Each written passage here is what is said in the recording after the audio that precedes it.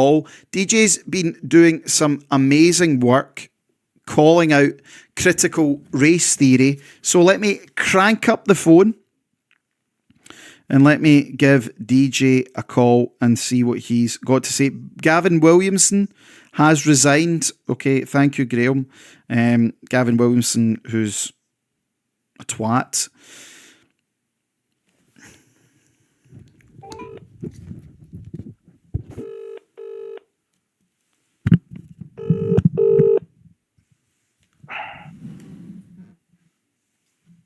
Mr. DJ. Hello? Mr. DJ. Hello. How are you, sir? I'm a bit nervous, truth be told, but a bit nervous. That's all right. Well, do you know, you're on the UK's most watched incredible news show. I understand how you're feeling there, sir. I understand. Yeah, you get quite a lot of views, admittedly. I mean, 89,000 watching live right now. I know. Well, I know now. I know you're really bullshitting me, like, but even still, the views you get. No, we're on Odyssey as well, and we're on other places. You know, you just can't see it all on DLive. Like there's a lot of people watch. They use VPNs, they use scramblers. I'm only joking. You. We've got 490 viewers on, sir. Resisting the Lies. People know who you are, sir. Are you still on YouTube? How did you manage that? I have no idea. I've got a permanent warning now on YouTube, so if I say any more nasty things, then I'll probably get my first strike. But I did used to get a lot of strikes back in the day, so I just deleted all my old stuff, whether it was, you know how back in maybe 2016, 2017 time, in that YouTube, there was a lot less restrictions on what you couldn't say. But they started striking me for things that I said prior to them implementing their new hate speech policy, so I just deleted all my old stuff. And I've managed to fly under the radar for some time. How I've done that, I don't know. But I've had the same account since 2016 and I'm still going. So, you know. Where's that accent from then? I'm from Inverness. From Inverness. Are you always been from there, DJ? Yeah, I born and raised in Inverness. Before I went to the PA conference a couple of weeks ago, I came late. I went just to meet some. I wasn't even aware there was any more Scottish Highlanders who were my way inclined. I thought I was the only one, you know. But there's at least 4 or 5 of us, so that's given me a bit of. You're into all that sort of blood and soil stuff, though. You know, you rural lots, you know, and that's. I'm only joking. So did I meet you? Did I meet you then at that conference? No, I missed. I got there really late because I slept in. Didn't get there till about 3:30. Then I got told when I got down there that you were there. I was like, wait, what? I was there. No. I know a lot of people know you do a lot of good jobs. So, how is things? I mean, I was up at we had an anti-lockdown rally up in Inverness. Did you come along to that, or did you know about it? That was last summer, I think. Truth be told, I didn't even know that was going on. Yeah, no, that was quite good. And what was quite interesting, thanks, Mr. Miena, he's giving you a shout out. What was quite interesting about that, and this, I talked about this. One of the problems during COVID was when you went to a place like Inverness, which is very ethnically homogenous still. Yeah. It was a nightmare because it was very high trust and everybody just went along with the agenda. Yeah. Well, it was really bad here during the COVID stuff. You've no idea. As well, on top of that, though, I mean, I don't know if you recall 2020, if you paid much attention to all the the Black Lives Matter protests and that. There was one in Inverness, and really? there's barely any games in Inverness, so it was a bunch of white women protesting with signs saying the Highlands aren't innocent. All the signs and stuff were across the bridge in the middle of town. What are you talking about? The Highlands ain't innocent. But no. I don't know. There's pros and cons, as you say there, to high trust society and whatnot. But because of that, by extension, it just means that the vast majority of people went along with the narrative. What I always find amazing as well about like the Highlands and Islands, is you would think that these people would be much more conservative, like small c conservative, because they are still more family orientated. You know, you're in the country and they all vote SNP and Liberal. I just don't understand it. Neither do I, to be honest. I mean, when I was growing up, I was never really interested in politics, and I think that there's a lot of people that would probably say the same thing. They're pretty, what's the word? There's a lot of political apathy. But especially in the Highlands, it's even worse. Glasgow's there's a lot of political tension and whatnot. Up here, there's just none of that really. Nobody really talks about politics and whatnot, but then you'll bang into the odd person who's into politics, and they're always SNP. I don't think I've ever met a Tory. I've never met someone. But I don't meet that many people who are SNP either. You know, I was always, when I was young, I was really right wing. Like 11 to like 20, I was really, really right wing. And then I kind of chilled out a wee bit, and then I got involved with the Conservative Party because I didn't do that, and then in a moment of insanity I joined Labour. I spoke about that at the PA conference, but you know, I don't know why I did that, but it is I just don't get it, because Scotland intrinsically was not a left-wing country. You know, it was always a very socially conservative country.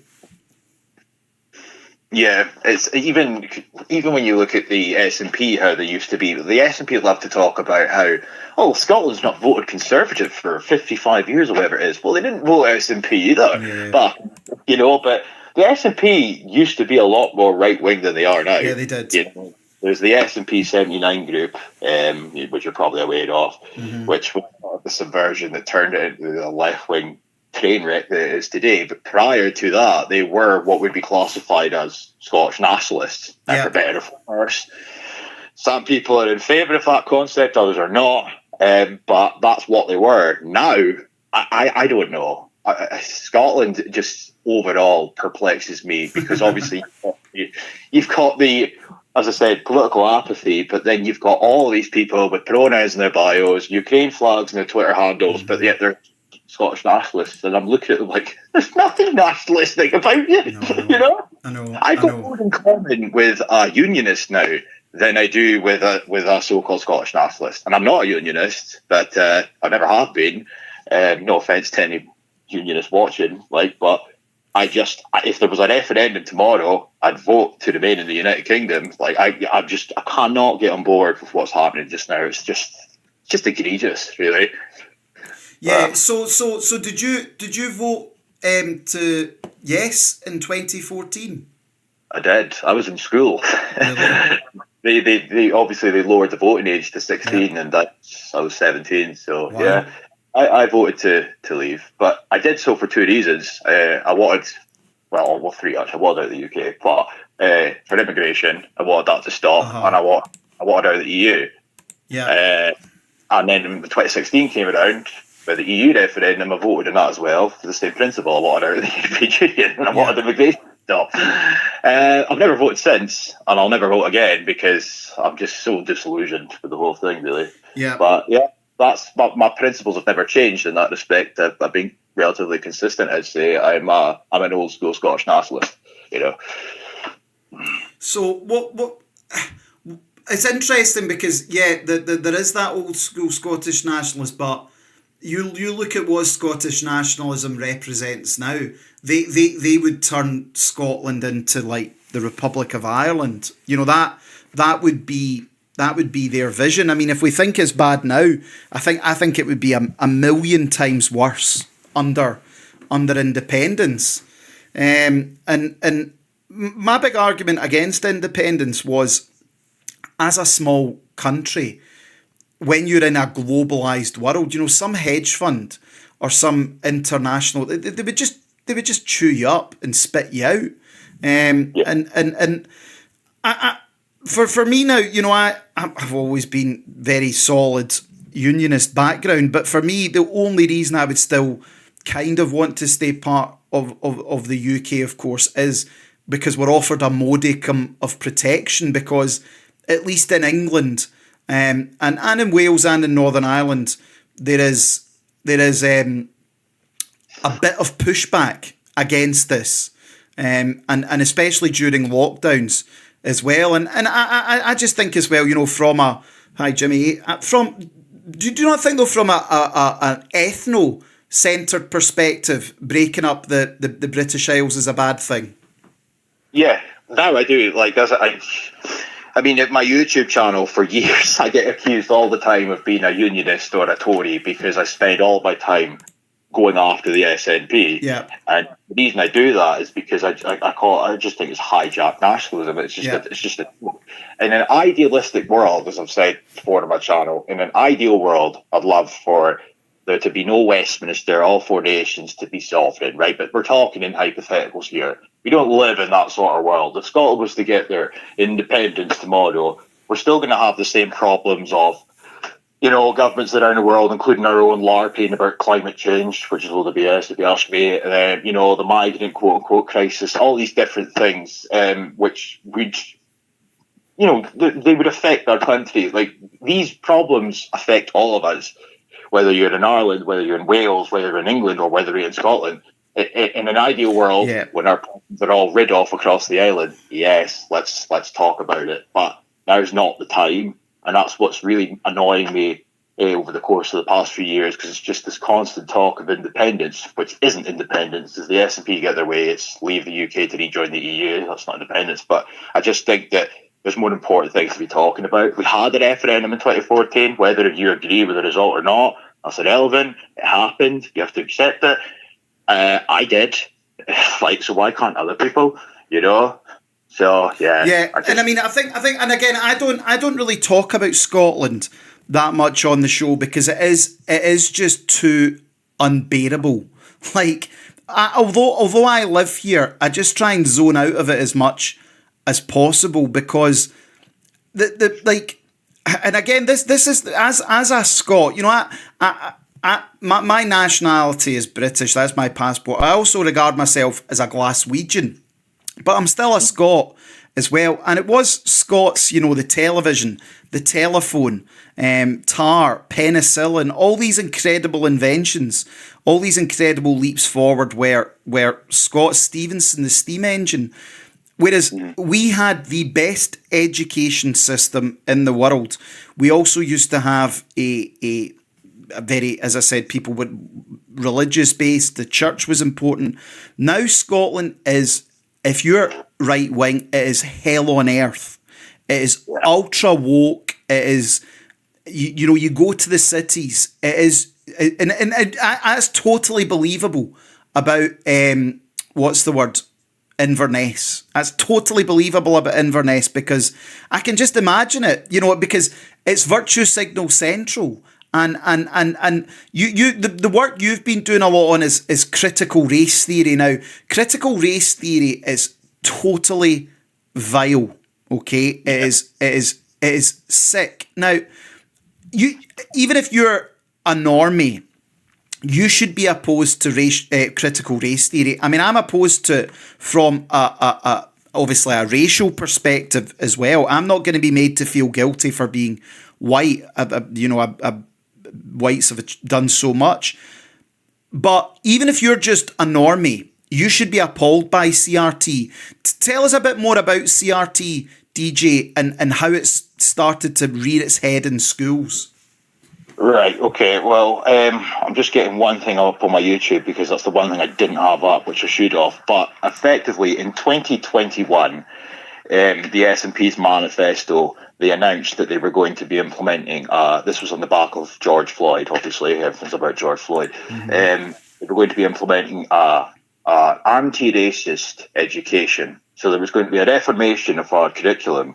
And it was very vague at the time. They didn't really elaborate. And actually, critical race theorists, including Kajida Mohammed, somebody that I've made videos on for quite a few years, actually, on and off. But she even she wrote some opinion piece complaining that it wasn't going far enough, etc., etc. As I said, it was very, very vague. So then we fast forward into the start of 2022, and I've got this up. I've got a tab open here. The Scottish Government announced a programme called it's called the Race Equality and Anti-Racism in Education Programme. Now I'm going to fire that into your DLive chat because I've got it open on a tab here. There's it there. So this programme, abbreviated, it's called the Rear Rep Programme to be abbreviated, right? But it says here, the Scottish Government's Race Equality and Anti-Racism Education Programme was established in response to the significant amount of correspondence received by John Swinney as part of the Black Lives Matter movement, and one of the recommendations made by the COVID-19 ethnicity expert group seeking to include the teaching of Black history in the curriculum. But just to cut a long story short, in this tab, if you scroll down right to the bottom, there's 4 subgroups. So you've got curriculum reform, racism and racist incidents, diversity in the teaching profession, and education, leadership, and professional learning. Now, it wasn't until about March time, I was keeping an eye on this, but about March time, the Scottish Government published their acre of minutes for these meetings that were happening in secret. And one of the minutes was about the curriculum reform subgroup, which, as I say, you can see that on the link that I posted in your chat there. But this is where things start to click into place for me, because, and this is why I need to get my video up, because so I can read it verbatim, because they've scrubbed this now. This is gone. This is gone. They literally said what I'm about to read out. I just need to get it up on my channel, if you bear with me. But after about a week after I made this video, going through these minutes and showing all of the people that were on the panels, etc., this was gone off their website. Where is it? There we go. I've got the video. Just let me get the section up. Here's it here. Here we go. Right. The subgroup has a vision that Scotland's schools and early learning environments will promote and embed racial equity, anti-racism, and global citizenship through its systems, leadership, and curriculum using a critical race theory framework. So now I'll post that video in your chat as well for people, because this is the proof. This is where it starts. So obviously, when you come down on the curriculum reform section, you can start to see who's members of the panel.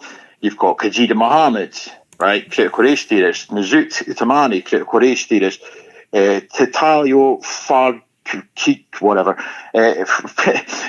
another critical race theorist. But the one in particular who works with Education Scotland she's called Melina Valdilevre. But she is the one who is the front runner for a programme that is Scottish Government endorsed, and it's called the Building Racial Literacy Programme. And I'm going to post that just now in your chat. Here's it. Yeah, here. I've actually just done a quick search of her. And should we tear down Scotland's statues to British Empire and slave traders, builders and slavers? Melina Valdivra, she's part of the BAMED network. And I mean, again, it just shows you this she's her hotmail is the anti-racist educator at gmail.com. This is where things get pretty nasty, right? The anti-racist educator, as you mentioned there, that's her old website. So I will post that in your chat right now. And this is where you start to see what these people believe, like what their vision is, quote unquote. So I posted that in your chat there. The anti-racist educator is the website that they had in about 2017, 2018 time. This is when they would have been classified as like extremist and fringe. But now they work with Education Scotland. Now they work on Scottish Government panels to implement anti-racist education. But even if you go through the glossary of this website, you really, or their blog posts, it's just anti-white bile. Their glossary, for example, I won't go through it all, but they've got examples here: whiteness, white fragility, critical race theory, white supremacy, racial literacy, prejudice, reverse racism, which according to them doesn't exist, race, which they claim is a social construct, privilege, person of color, political blackness, etc. So obviously, they've got this program called the Building Racial Literacy Program, and it's Scottish government funded. And I've been keeping an eye on this all year. If anybody goes onto my Telegram channel and you type in Building Racial Literacy, you'll see every single thing that I've compiled since the start of the year.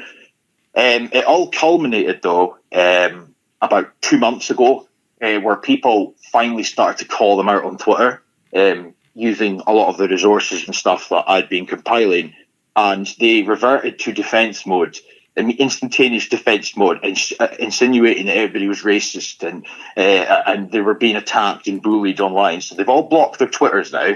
You can't see any of the things that they're discussing amongst themselves because they're all private. And then the S&P conference, I found this hilarious, and I've got these clips on my YouTube channel. The members of the SNP, like QCAB, Stuart, Sturgeon herself at a First Minister's question, they've all come out to attack people like me for having the temerity to call out critical race theory. So going so far as Education Scotland's chief executive, Gail Gorman, said just several days ago that we were white supremacists. We're calling out critical race theory, like white supremacists, you know. But that's like the long and short of it. This Building Racial Literacy program has been sort of shoehorned in behind the scenes. Freedom of information requests that admittedly I didn't put in, but somebody has, and I've got this here. I'll post that on your chat in a second. But it even says it on the freedom of information request that the program content is delivered live via online webinars, and the rest of the program content is shared on the online program area that is restricted to registered participants. So nobody else can actually get access to what they're doing. Nobody has access to their materials or the resources, but they have expressed on a multitude of occasions that their intention long term is for every teacher in Scotland to be racially literate. But when you start to unpack what that means, it's critical race theory. Yeah, you know? Yeah, and it was interesting. I talked about this. I went to the Hunterian Museum with my family, and they never got back to me. I got in touch with them. I emailed them. They never got back to me. One of their sections was challenging whiteness, and it was, if you're white, you should feel uncomfortable.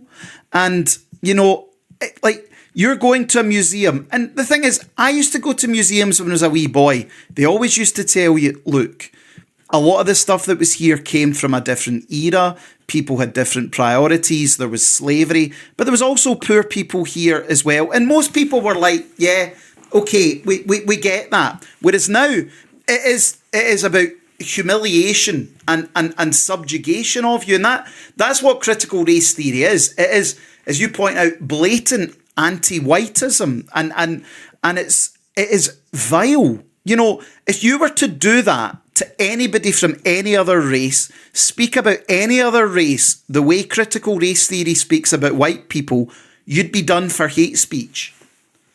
Mm-hmm. Even though I disagree with hate speech, I think hate speech laws are garbage.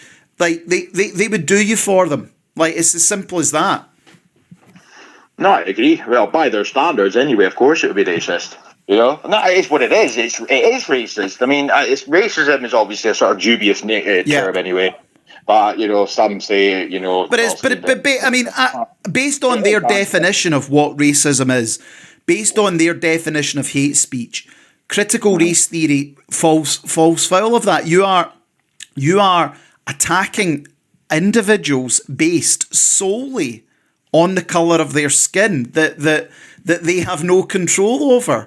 And it's just unbelievable. And I noticed that Gail Gorman is talking about what happened at St Albert's. And remember the way they made a big deal of that. Remember there was the thread that went along, and nobody actually said anything bad about those children. What people said was, wow, what happened to all the white kids? That's all people said. I know, and I made a quite a good. Well, I patted myself in the back here. I thought I made quite a good point in my response to that, because I did make a video on it at the time. The sort of hyperbolic nonsense that so many were saying, like Sturgeon, etc., to defend these school children, despite the fact nobody said anything nasty about them, as you said, was the fact that Sturgeon herself and then Q-Cab Stewart at the SNP's conference reiterated the same points that Sturgeon made. They bragged about the fact Sturgeon said she represented the most diverse constituency in Scotland. Q-Cab Stewart said that she represented the third most diverse constituency in Scotland. How is that any different to what the people were saying when they pointed out the questionable demographics of the photo? They're just going a different way about it. Like, in their attempts to shut down people calling out the demographics of a photo, they've done the same thing. If you've proven their point by bragging about the fact you represent a non-white area of Scotland. That's all people were doing. Yeah. And it's interesting that St Albert's Primary, which I go past quite regularly, it has a Black Power fist on the wall. On the wall, it is a Black Power fist, and it's got like equality, etc. And what I find quite interesting is, and I bet you all the wee Muslim kids that go there, it's probably alien to them, but it's these like women, and I'm going to get into stick for this. It's liberal women who run all these things, hysterical.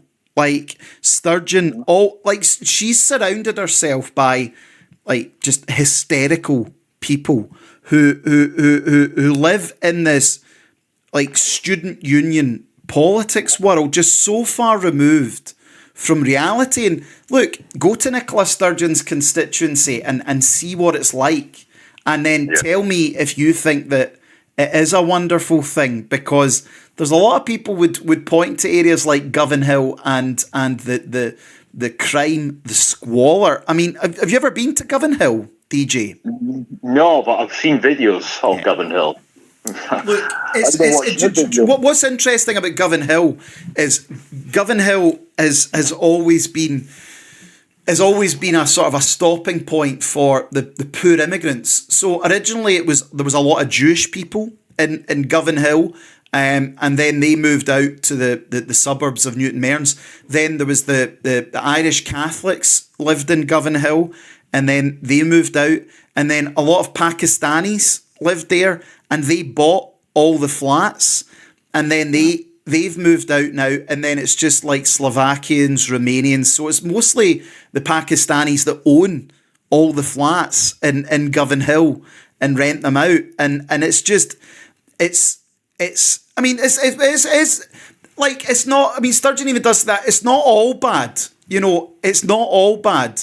There is quite a thriving community there, but would you like to live there? Would you like to walk up a close at night with your wife and children? I think we all know what the answer to that would be.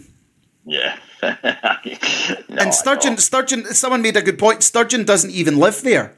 She lives, where is it she lives? Is she not out in Uddingston? She lives in Uddingston. So she doesn't even live in her own constituency.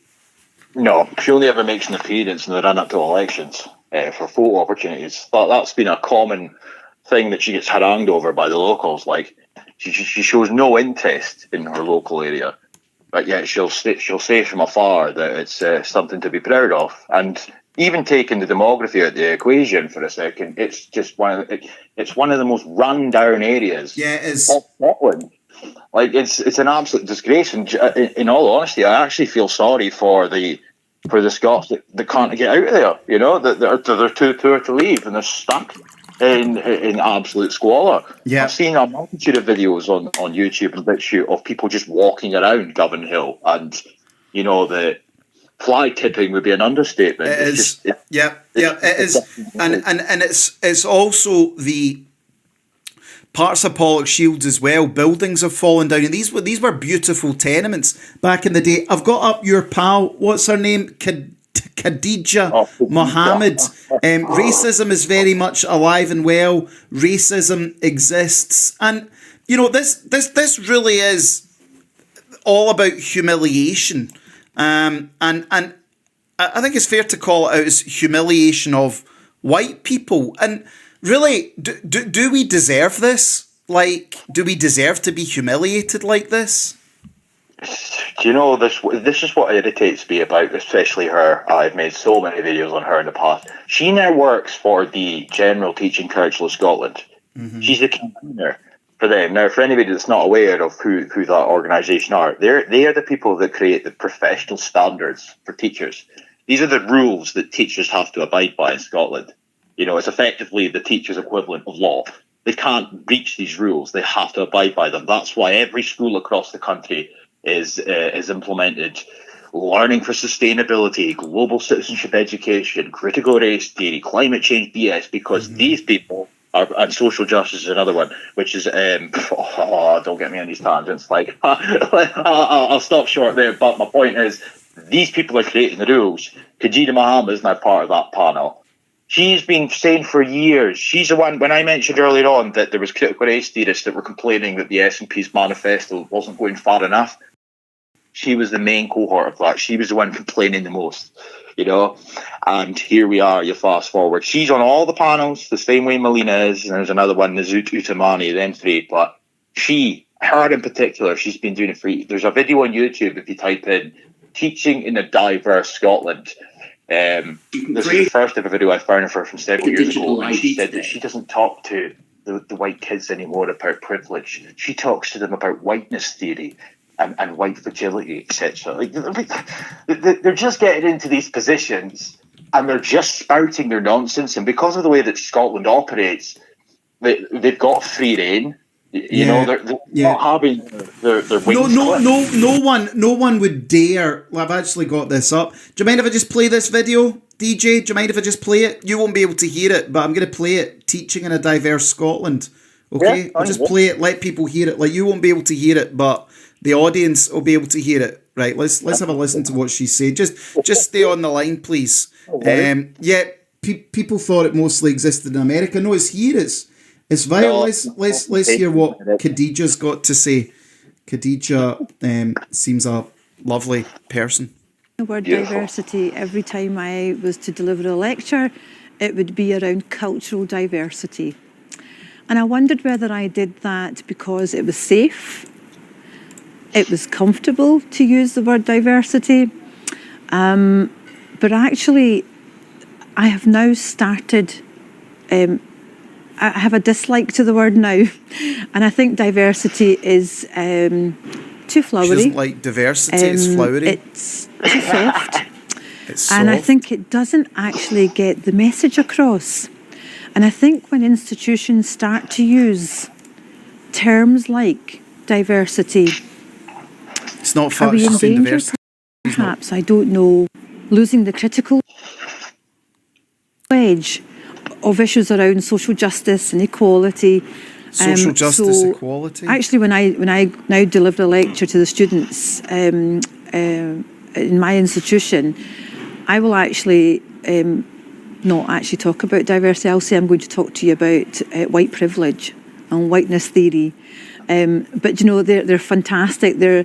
What they're showing me is that there is a real thirst.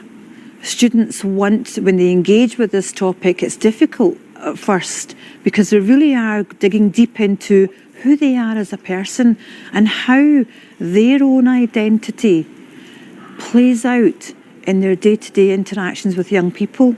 And it's that not seeing nature. Again, just listening to that, let's just change the narrative. Let's just say she was to talk about, say, Jewish privilege to students, or let's say if she was to talk about I don't know, Chinese Han Chinese privilege, you know, which is real in China. You know, again, why do people have to be subjected to this?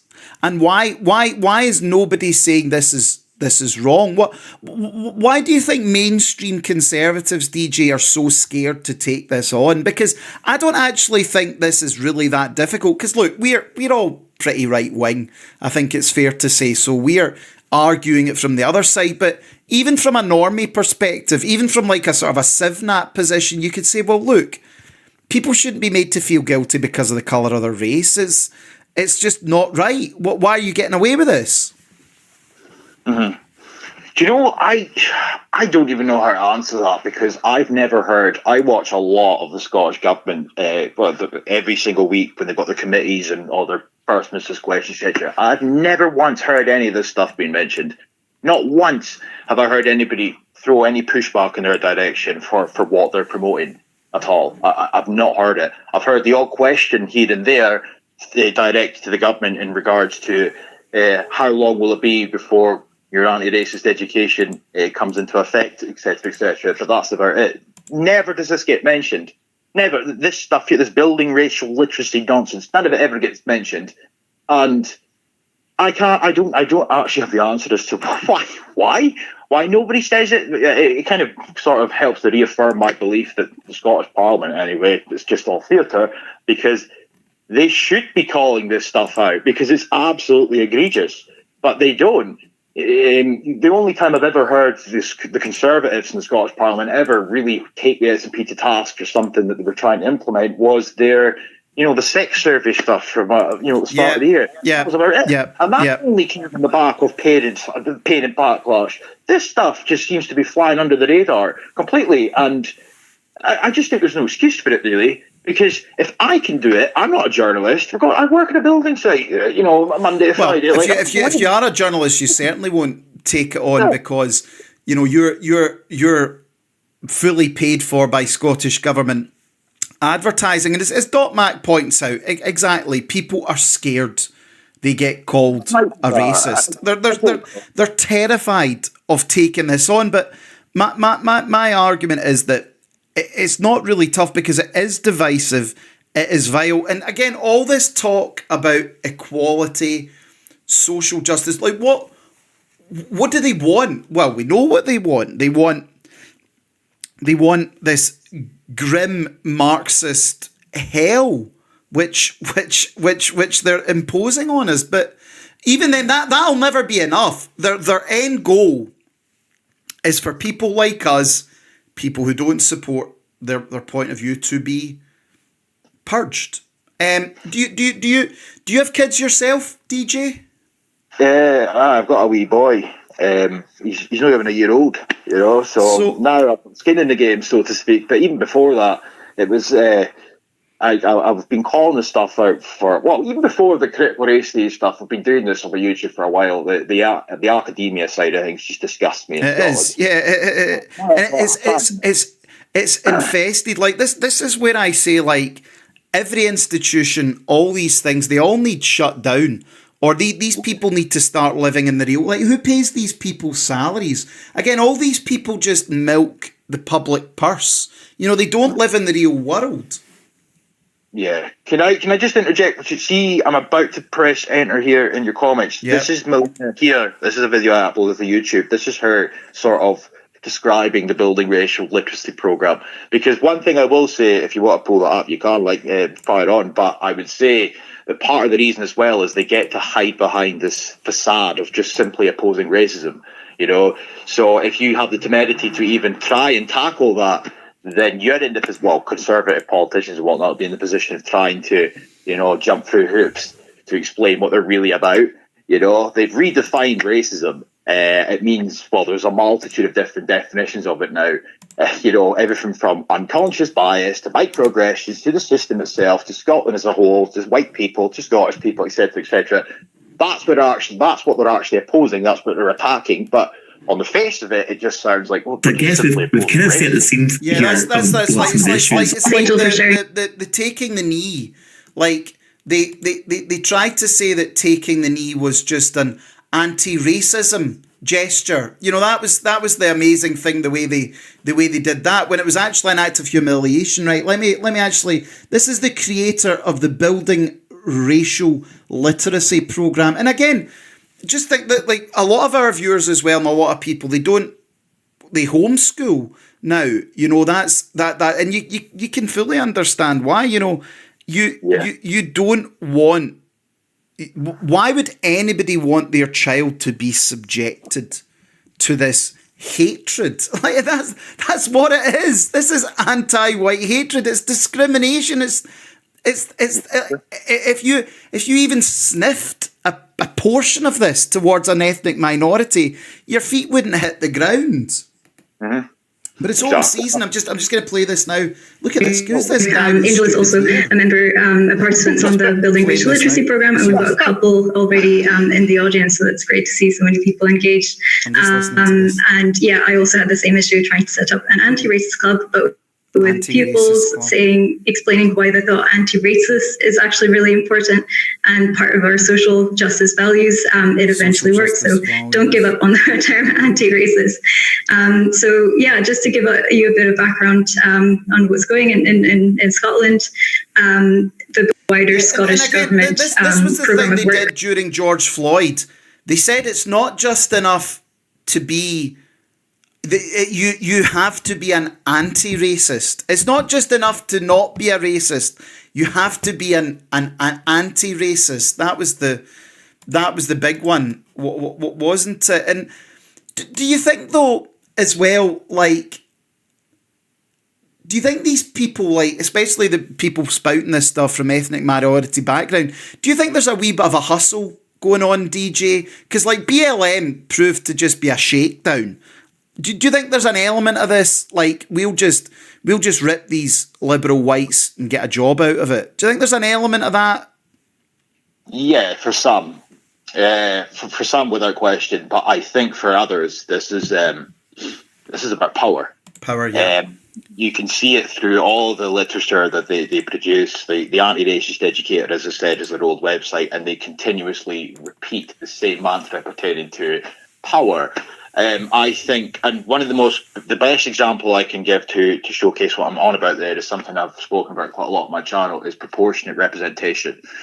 So, for example, they want the last census, 2011, Scottish census, it said it was 96% white, 4% non-white. So they had a programme put into place to try and diversify, quote unquote, the teaching workforce in Scotland, and they wanted it to be at least 4% 4% BAME to represent the census. But if you go along with that and you just fast forward as the demography inevitably changes, let's just say 20 years from now, Scotland's, 20% non-white. That means 20% of the teaching workforce has to be non-white. That means that, and they want this to be the same principle to be applied in the fire service, police service, the parliament itself.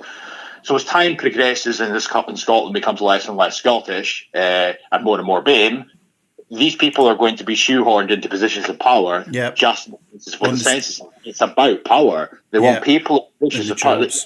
Another one, is that guy, what's his name?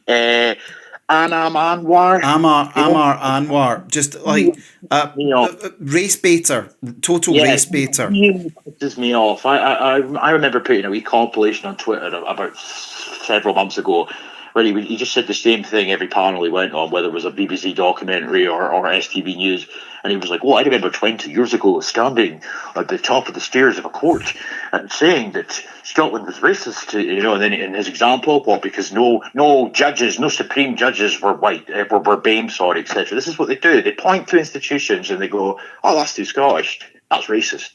How do we tackle that racism? Well, we need to diversify. The same principle applies with Cricket Scotland. You've seen that recently on racing. Yeah.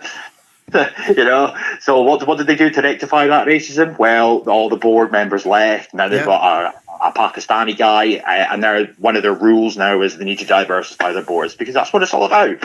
It's about power. It's about, effectively, it's a power grab. It's about getting white people out of positions of power and replace them with BAME. So there is an element of grifting for some of them. I can't say who and who is not doing so, but for some it is really and again, this is what people need to realise about Marxism, and this is why Marxism fails not only on an economic level but on a racial level. The people that end up getting these jobs are completely useless. They're not there based on their ability whatsoever. They're there because they're either a diversity hire or there to make it look good. And again, that's what used to happen in like the Soviet Union. Like, and I'm not meaning this in a bad way, but like people who were loyal party members, but they were like a pothole filler, they would end up becoming the governor of the territory, and the place would just collapse. And that's exactly the same with this. That, oh, at least our board is diverse. Well, are they any good? And it's just the road to ruin. And the thing is, you'll never appease these people. There's no appeasement possible. As soon as you give 1 inch, they'll want a mile. Anyway, DJ, that's been 45 minutes. That's been absolutely brilliant. I think we've covered that in great deal. And as I said, I try not overly discuss Jocklandshire too much because it is just too depressing. Like, the SNP have destroyed this country. Okay, they have. I remember Scotland. I'm a bit older than you. I remember Scotland in the 90s and early 2000s. You know what? We had great music. We had great cities, bars. We had great banks. And I know that might seem like a long time ago, but like Edinburgh was booming. And now it is just this rural, small-minded, backward. I mean, anti-English as well. That's the other thing as well. It's just nakedly anti-English, anti-Westminster, like Toryism. And what they mean by Toryism or conservative is anybody with even a slightly right-wing point of view. And it's the same as Wales as well. And the public sector is so big now in Scotland that if you dare like speak out and you've got like most of the middle, this is the other thing, most of the middle class in Scotland, maybe not so much up where you are because you've still got oil and gas and farming, but it's all public sector workers. You know, they all work for the NHS, they work for the council. That's where the big bucks is, not in the private sector. Yeah. I would say, though, that Inverness is starting to go the same way as Aberdeen and Glasgow, etc., etc. A lot less of what was once the norm up here. But I will just say as well, though, this is one thing I will, before I go, like, I've never really understood this. I think this might be like a media narrative that's kind of been able to be cemented. I don't see the anti-English stuff really that much at all because they've got no issue with English people coming here provided they vote SNP type of thing. It's true. That's true. But when I say how I would caveat then is they see English people as more conservative. I think there is. I think there is an element of it. There is. They're somehow alien, Brexit, knuckle dragging. You know, there is that they have that superiority. We're not like that. We're not like Nigel Farage. There is. Come on. No, I agree with you there. Actually, but something I've always said to these people in YouTube comment sections and that is like, it's very easy for you to sit up here and lambast English people for having an issue with immigration when you don't really suffer it the same way they have. I mean, they're a minority in the vast majority of their cities now, whereas the person slagging them off up in Scotland is living in the wee ethno-state city, unless you live in Glasgow, it's different. But you know what I mean? It's very easy to sit up here and slag off English people for having an issue with immigration when they're not experiencing it in the same levels, you know. But, no, I mean, like when I say anti, that's what I mean. It's not like anti-left-wing English or anti-like Remainer English. I mean, it is anti-conservative and anti anybody with even a slightly right-wing perspective. But it's interesting. Anyway, DJ, is the YouTube channel, is that the best place for people to find you? Give you a sub there. I am on Odyssey and Rumble as well, but I'm not really active on there. On Telegram's where you'll find most of my updates and stuff. But probably YouTube's the best place for videos, obviously. But I'd like to give a wee shout out as well to No Chance. Just he's probably, like most people probably know who he is anyway, but he's one of the three amigos. Me, Scott's Armour, No Chance tend to stream every Sunday. So give No Chance a wee follow if you know. But Keep calling it out. Keep calling it out, because it is vile, divisive stuff, and you know we won't be made to hate ourselves and feel white guilt. You know, and it's